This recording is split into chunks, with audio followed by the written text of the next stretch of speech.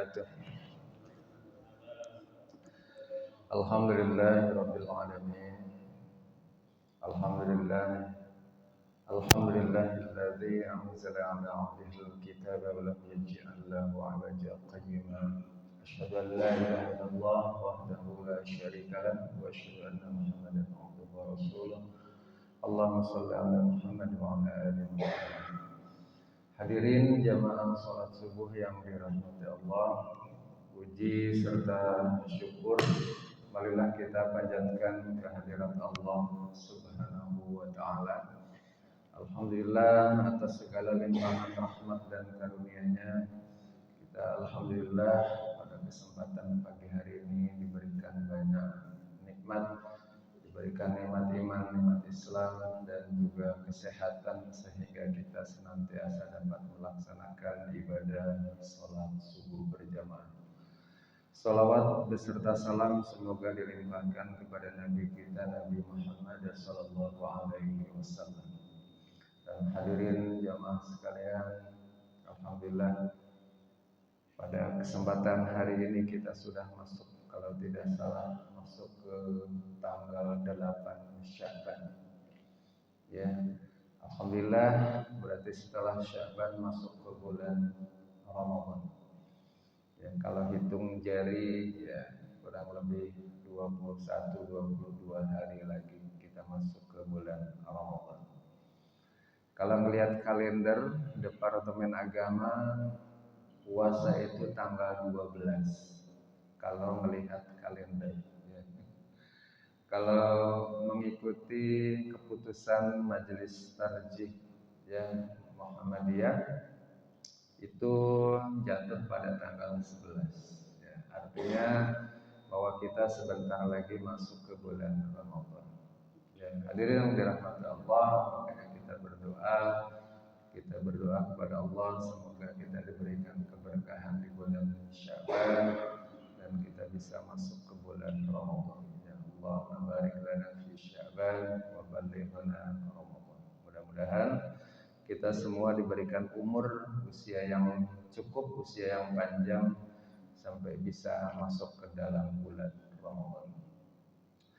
Hadirin jamaah sekalian dirahmati Allah, pada kesempatan pagi hari ini saya melanjutkan bahasan pekan sebelumnya terkait dengan hadis nomor 52 dari Mukhtar al-Hadis. Ya, karena kebetulan ya turunannya ada beberapa yang kemungkinan kemarin tidak saya sampaikan semua karena terlalu banyak. Hadirin dirahmati Allah, sebagaimana yang sudah disampaikan bahwa dalam hadis 52 ya, Nabi menyampaikan idza ataitumus shalah fa'alaikum bis-sakinah ya, sudah dijelaskan sebelumnya. Ketika kita masuk mendatangi sholat, Nabi memerintahkan kepada kita itu jalan dengan tenang. Ini menunjukkan bahwa ketika kita masuk masjid ini ada adab-adab yang harus kita jaga. Ya, ada etika yang harus dijaga ketika masuk masjid. Kenapa demikian? Karena ketika kita masuk masjid, kita menjaga etika, mengikuti apa yang disampaikan oleh Rasul, berarti di situ ada ibadah sunnah.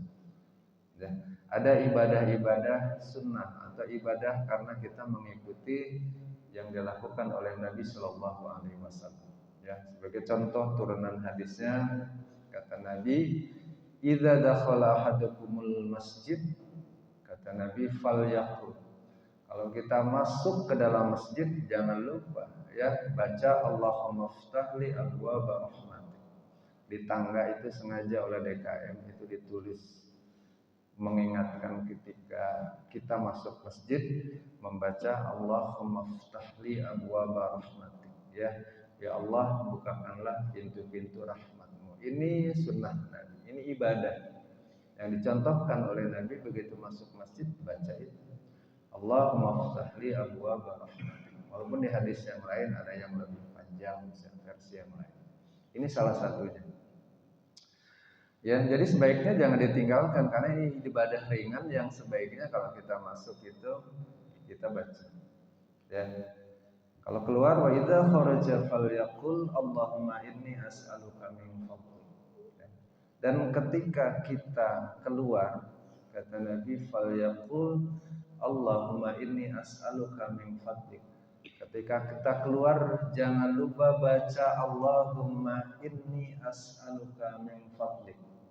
Ya Allah, aku memohon kepadamu, aku meminta kepadamu ya karunia darimu. Ya. Kita memohon kepada Allah karunia dari Allah. Setiap kita keluar dari masjid, itu etika masuk masjid. Kalau kita lakukan itu berarti kita mendapatkan pahala dari Allah Subhanahu wa taala karena pahala mengikuti sunnah Nabi sallallahu alaihi wasallam. Begitu juga di dalam hadis disampaikan ketika kita masuk masjid, masuk dengan kaki kanan, masuk dengan kaki kanan. Hal-hal yang demikian ini kita lakukan, ya, kita lakukan sebagai bentuk ibadah kepada Allah Subhanahu wa taala. Bahkan dalam hadis yang lain, ya, Nabi Shallallahu alaihi wasallam menyampaikan, ya, yang diriwayatkan oleh Imam Abu Dawud, Nabi memerintahkan ketika kita sudah membangun masjid, maka masjid yang sudah kita bangun kita diperintahkan menjaga kebersihan. Bahkan disunahkan memberi wangi-wangian. Ya. Ini sunnah Nabi. Karena di dalam hadis riwayat Abu Dawud. Jadi ketika sudah dibersihkan, sebaiknya juga ada wangi-wangiannya. Karena itu sunnah Nabi. Makanya di masjid-masjid tertentu, masjid bukan hanya bersih, tapi juga ada wangi-wangiannya. Kenapa? Memang ada hadisnya. Ya, jadi makanya di sini alhamdulillah nih ada semprotan ya sebelah kanan. Ya setiap berapa detik nyemprot sendiri ya. Kalau mau ditambahkan juga memang itu bagian dari sunnah. Ya. Sunnah. Artinya bahwa masjid dibuat senyaman mungkin sehingga orang betah di masjid. Makanya di beberapa masjid, bagaimana remaja itu betah di masjid. Ada beberapa masjid, di masjid itu dipakai wifi. Ya. Ada yang kontroversi memang. Wah, nanti kalau ada wifi anak-anak main di masjid mulu, main HP mulu. Ya daripada mainnya di misalkan tempat-tempat di luar, kita nggak tahu dia sholat apa enggak. Ya, kita nggak tahu anak-anak nyari wifi yang gratis di mana tempat. Ya di kafe-kafe kita nggak tahu pergaulannya terjaga apa enggak. Kita nggak tahu terjaga enggak pembicaraannya, terjaga apa enggak sholatnya. Kalau di masjid, makanya banyak upaya pengurus masjid di masjid ada wifi. Tujuannya apa? Anak namanya wifi memang untuk koneksi internet. Yang penting bukanya yang enggak aneh-aneh. Yang penting bukanya bukan situs-situs yang dilarang. Ya, sehingga anak-anak akan ngumpul di masjid terus. Ya, supaya apa? Mereka terjaga sholatnya. Minimal di masjid mereka ya dibatasi nutup aurat, dibatasi dengan etika-etika ketika di masjid. Kenapa demikian? Karena masjid pada dasarnya berdasarkan hadis Nabi dari riwayat Imam Abu Dawud, masjid dibikin bersih, bahkan dikasih wangi-wangian jadi lebih nyaman. Apalagi kita ada AC-nya, masya Allah, lebih nyaman.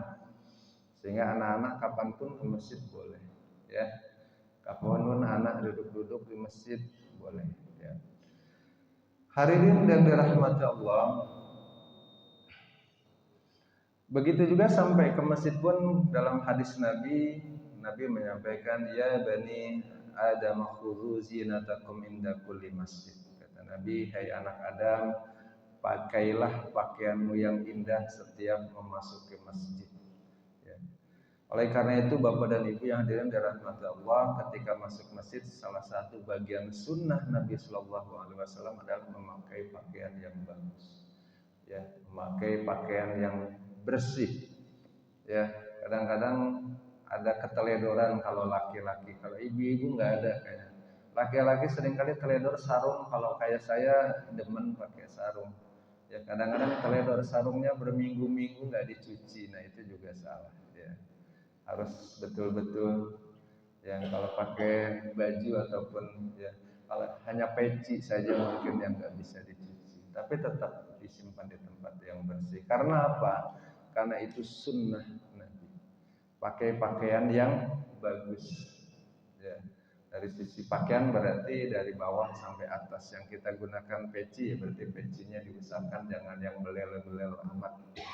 Ya, biasanya peci ada yang belel banget. Ya sebetulnya kalau nggak ada lagi nggak apa-apa. Kalau itu bersih. Tapi diusahakan. Sarung ya, sarungnya bagus tapi juga dijaga kebersihannya. Harus selalu dicuci setiap waktu dengan yang mungkin teratur dan sebagainya. Hadirin dirahmati Allah, sering kontroversi antara ketika masjid digunakan untuk membahas hal-hal yang berurusan dengan dunia. Ya. Memang ada ulama yang menyampaikan bahwa kalau di masjid ini tidak boleh membicarakan, membahas, digunakan untuk hal-hal yang duniawi. Tapi kata Imam Syafi'i, mubah masjid digunakan untuk membahas, mendiskusikan berhubungan dengan masalah duniawi. Tetapi memang ada yang dilarang. Kalau masjid digunakan untuk jual beli, ya ada bapak-bapak menawarkan brosur motor yang di masjid, ada jamaah ngumpul bawa brosur motor kredit murah, ya.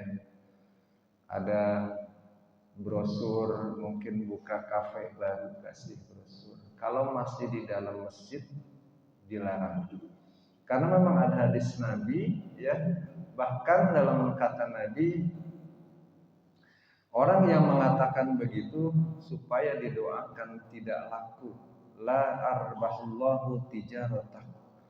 Ya, kita oleh Nabi disuruh untuk mendoakan supaya rugi jualannya, supaya jualannya nggak untung.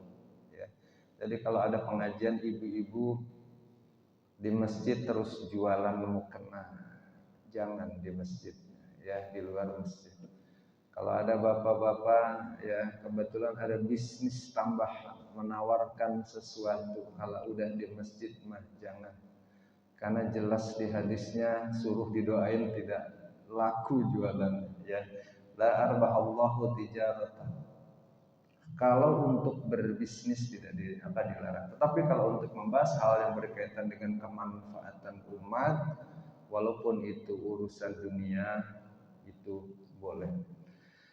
Hadirin dirahmati Allah, satu lagi, ketika kita masuk masjid disunahkan adalah juga melakukan ibadah, yaitu i'tikaf. Nabi SAW dalam hadis sahih yang diriwayatkan oleh Imam Muslim, salah satu ibadah di masjid yang senantiasa dilakukan oleh Nabi terutama di bulan Ramadan adalah i'tikaf.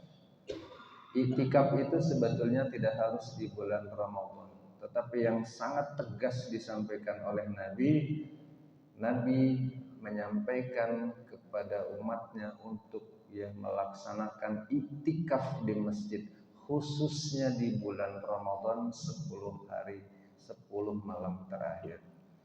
Oleh karena itu kita akan masuk ke bulan Ramadan, manfaatkan waktu kita, walaupun hanya beberapa saat ada waktu ke masjid. Yang terpenting adalah ketika i'tikaf itu niat untuk i'tikaf. Ya. Kalau jamaah sekalian mungkin ke masjid-masjid lain, masjid-masjid yang sudah biasa menyelenggarakan i'tikaf, itu mungkin i'tikaf itu nyaman. Kenapa nyaman? Ada yang mengkoordinir. Ya, di beberapa masjid bahkan i'tikaf itu harus daftar. Kenapa daftar? Dibatasi pesertanya. Karena kalau kebanyakan riuh, kebanyakan suara malah nggak khusyuk, dibatasi. Bahkan di beberapa masjid malah ada yang daftar harus bayar untuk mempersiapkan akomodasi, ya seperti makan sahur. Ya, tapi intinya bahwa i'tikaf ini adalah ibadah sunnah yang dianjurkan oleh baginda Nabi Sallallahu Alaihi Wasallam. Kalau memungkinkan kita sempatkan, ya di 10 malam terakhir kita dapat 1 malam, alhamdulillah. Ya, apalagi kalau kita mendapatkan di malam ganjil, ya Lailatul Qadar. Tetapi Nabi mengisyaratkan 10 malam terakhir, jadi jangan milih-milih. Ya, i'tikaf saya nanti ganjil-ganjil aja. Ya. Kalau bisa jangan milih-milih. Walaupun mungkin ganjilnya semalam suntuk, genapnya, tetapi tetap iktikaf di masjid dengan jumlah waktu yang lebih sedikit. Makanya alhamdulillah biasanya bapak-bapak itu kalau di masjid bahkan dari malam pertama ada tadarus. Tadarus di masjid kalau diniatkan itu iktikaf jadi ibadah tadarus dan ibadah iktikaf. Makanya niat yang utama. Kita di masjid lama ya, berdiam diri di masjid tapi tidak niat itikaf bukan bagian dari ibadah itikaf ya. Pahalanya pahala tadarus, pahalanya pahala sholat sunnah, tapi tidak ada pahala itikaf. Tambahkan ketika kita masuk ke masjid kita akan tadarus, niatkan juga untuk itikaf. Mudah-mudahan kita oleh Allah Subhanahu wa taala sampai kepada bulan Ramadan, salah satu ibadah ya, beberapa hal yang sudah disampaikan terkait dengan di masjid mudah-mudahan kita bisa amalkan semampu dan sebisa kita, dan lambat tahun mudah-mudahan banyak ibadah-ibadah sunnah yang bisa kita lakukan. Salah satunya tadi yang terakhir adalah itikaf di masjid. Mudah-mudahan dalam berbagai kesibukannya kita menyempatkan ya minimal 1 malam di 10 malam terakhir ya sebagai ikhtiar usaha kita untuk menambah pahala kepada Allah Subhanahu wa taala dengan beriktikaf, apalagi kalau bisa sampai pagi ya, sampai sholat subuh. Hadirin dirahmati Allah, demikian yang dapat saya sampaikan. Terima kasih atas segala perhatiannya. Mari kita akhiri ya kajian pada pagi hari ini dengan membaca doa kafaratul majlis. Subhanakallahumma wa bihamdika asyhadu an la ilaha illa anta astaghfiruka wa atubu ilaik. Billahi taufiq wal hidayah. Assalamualaikum warahmatullahi wabarakatuh.